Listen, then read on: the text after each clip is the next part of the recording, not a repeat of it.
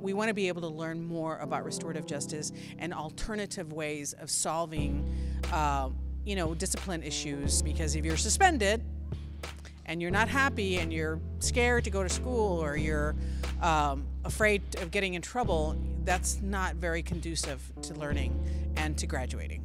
One of the things we're so excited to empower people with today are the specific tools in the School Climate Bill of Rights. It became famous across the country because in it we guaranteed that no more students would be suspended out of school for willful defiance, for these minor violations. And the Bill of Rights also laid out a plan to say, what are we going to do instead of kicking students out of school?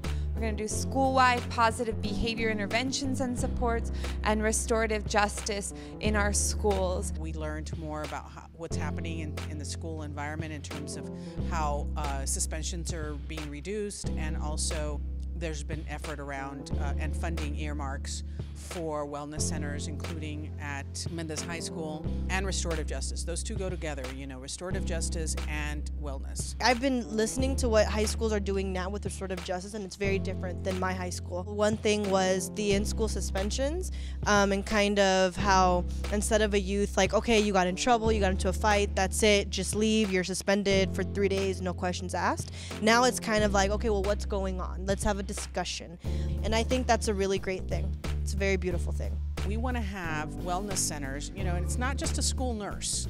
We're talking about having a true center where the student and the parent can access health services, whether it's physical health or mental health services, and do it at the school so that it's a minimal invasion into the person's time. I come from a low-income family. It is hard to have all the services that I need, especially like counseling. Like sometimes we are afraid to go to a teacher, or sometimes we don't know who to go with for some help or advice that we need.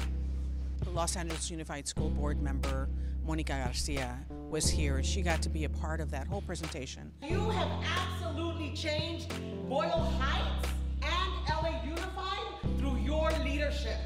So when we hear things like we used to have 45,000 suspensions in LA Unified, and today it's under 8,000, that's you. When we hear we used to have 5,000 kids in one school, and today it's under 2,000 at both Boyle Heights schools, that's you. You built schools. The parents and the students are both learning more, and they're going to be able to speak to their neighbors. We want them to have, host a little group at their home and talk about these issues, and then get them ready and be ready to go talk, either write a letter or sign a petition, or even go testify to the school board and say, we really want this in our schools. We really need this in our community, and we feel it's making a difference, and we need to have a real solid investment.